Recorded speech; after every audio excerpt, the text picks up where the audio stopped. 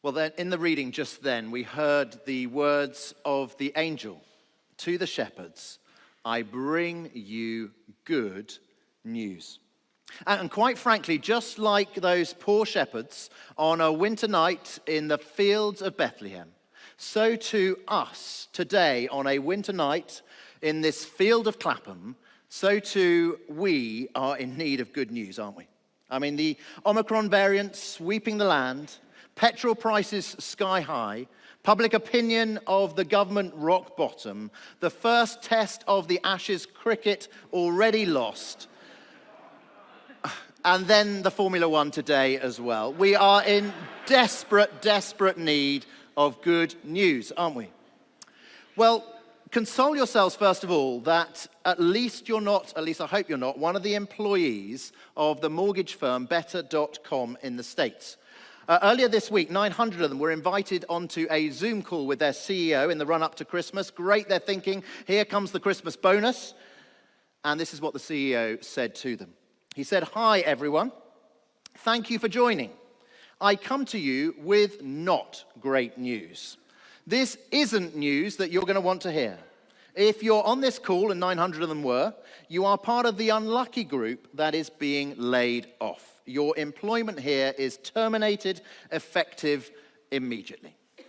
Delightful. Happy Christmas. The angel said, "I bring you good news." The CEO says, "I bring you not great news." And quite frankly, at the moment, even if we haven't been sacked from our job via a Zoom call just before Christmas, most of us, I am guessing, our feelings at the moment are tending more to the not great news. And so the question is, for us tonight, where can good news be found this Christmas? Because it seems in short supply. Where can we find good news? Well, those words of the angel to the shepherds, what did the angel say? He said, "I bring you good news that will cause great joy for all the people. Today, in the town of David, a Savior has been born to you. He is the Messiah, the Lord. And this will be a sign to you. You will find a baby wrapped in cloths and lying in a manger." Well, for Boris, he was hoping that the birth of his and Carrie's baby this week would be good news, a welcome diversion from all the bad news that's been emanating from Number 10 recently. But why, in these Bible passages, is this baby good news?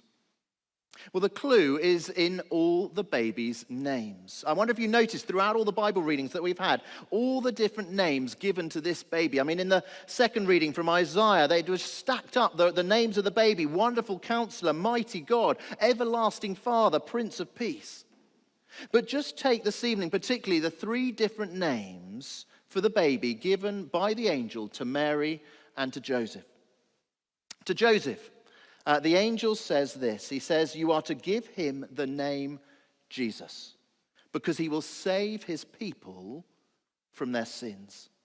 You see, the name Jesus is the Greek form of Joshua, which means the Lord saves. The name Jesus tells us the good news that we can know God's pardon for the past. We can be saved from our sin. And then the angel continues to Joseph, and the angel says they will call him, the baby, they will call him Emmanuel, which means God with us.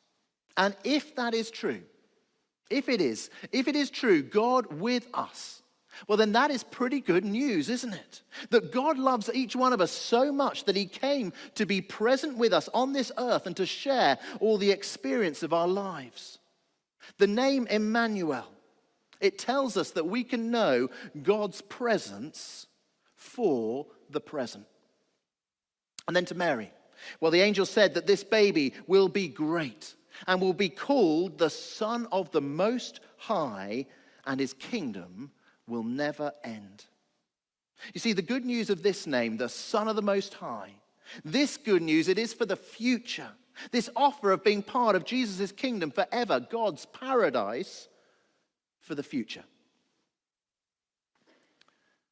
Now, can I ask each one of you this evening just to take a moment, just to pause for a moment in this place and just to consider, if that is true, is this good news, is it for you? Is it for you God's pardon for the past, God's presence for the present, and God's paradise for the future? Because many of us, I think we are tempted to think, well, this is just good news for other people. It's not for me, it's just for other people. Maybe it's just good news for particularly bad people, or particularly gullible people, or particularly weak people, or for people who are about to die. My name is Jago, and it is a strange name, I know. It's Welsh for James. It's a common Cornish surname.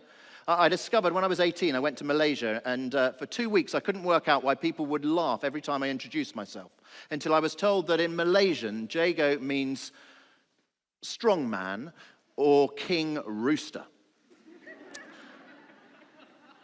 But recently on Instagram, I have somehow been added to an Instagram group chat titled Jagos, and it is a group made up of all the Jagos that exist on Instagram. And I think that the Jago group organizers, who are all called Jago, as you might expect, they're trying to get it up to 100 Jagos in this group, but they are failing. And they're not having much success, particularly because this group chat, in the Jagos group chat, it's frankly so banal that as fast as they find new Jagos to join the group, other Jagos leave it in disgust. You see, this group chat, it is just good news for people called Jago, and it's barely even that. But what does the angel say here? The angel says, I bring you good news that will cause great joy for all the people.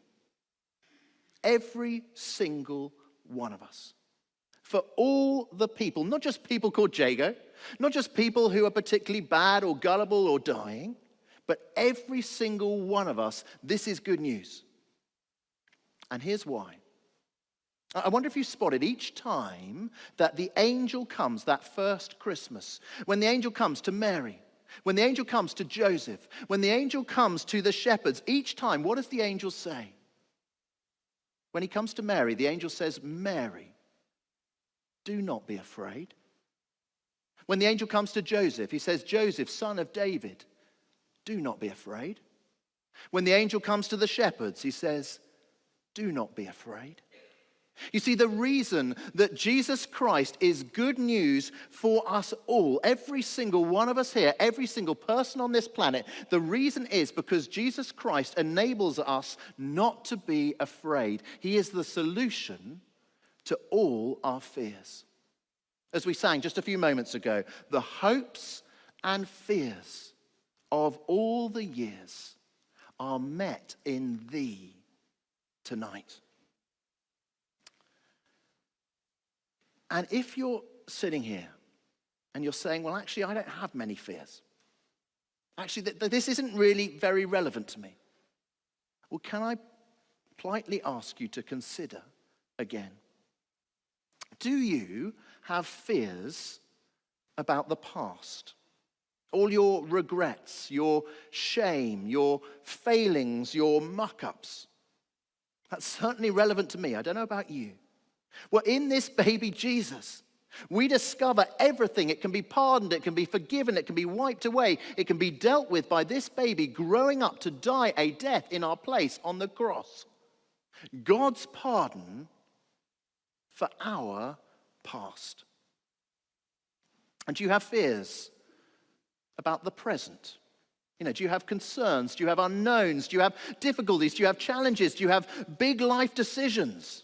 That's relevant to me, surely to you too as well. Well, in this baby Jesus, we have someone who will guide us and who will help us through life. God's presence for our present. And then do you have fears about the future? About your ultimate future? Do you have fears about death? The thing that COVID has made so much more visible. Indeed, you have fears about what happens after your death.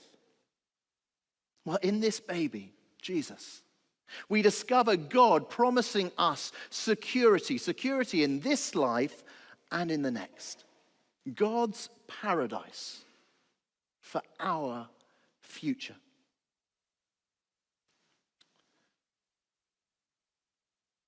One of the biggest hits, the biggest success stories of the last 2 years during the pandemic has been Charlie Mackesie's book, The Boy, the Mole, the Fox, and the Horse.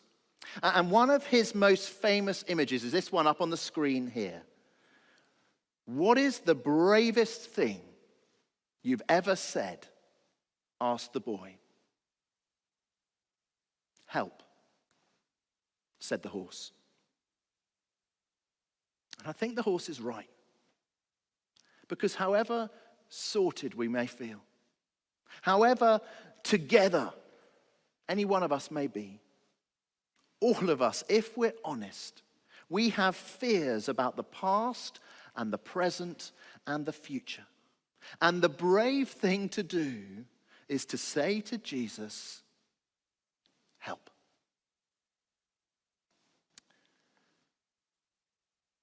Dietrich Bonhoeffer, he was an incredible German pastor who tried to overthrow the Nazi regime in the Second World War, and he was sadly captured and he was executed as a result at the age of 39.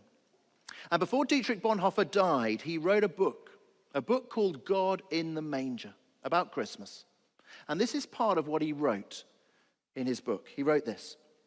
He said, "We have become so accustomed to the idea of divine love and of God's coming at Christmas that we no longer feel the shiver of fear that God's coming should arouse in us.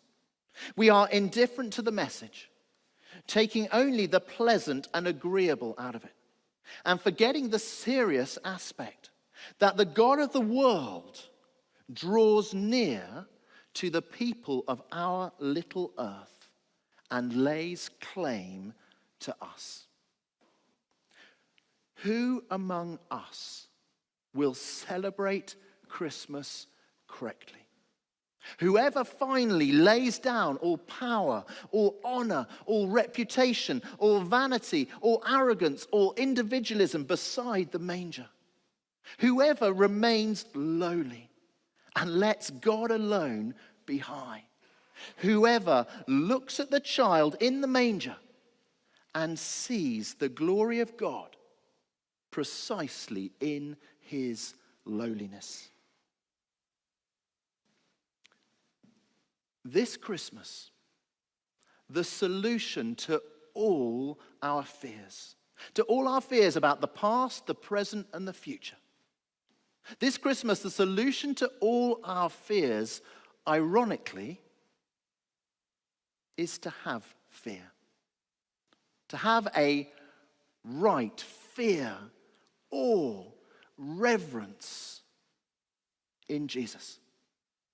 And the only thing that stops you or I from having that right fear of Jesus, the only thing that stops us is our pride, refusing to say, "Help." Who among us will celebrate Christmas correctly, says Bonhoeffer. In just a moment, Charlie Normand, who's a member of HTC, he's going to sing for us The Three Kings by Cornelius. And the three kings, the wise men, they had it all, didn't they? They had riches, they had wealth, they had influence. But the amazing thing about them was they were prepared to humble themselves. They were prepared, as it were, to say help. They were prepared to take their crowns off their own heads and to bow down with their gold, with their frankincense, with their myrrh. They were prepared to bow down in fear and awe and reverence of King Jesus. Tonight, this Christmas, as Charlie will sing, gold, incense, myrrh, thou canst not bring, but offer thy heart to the infant King.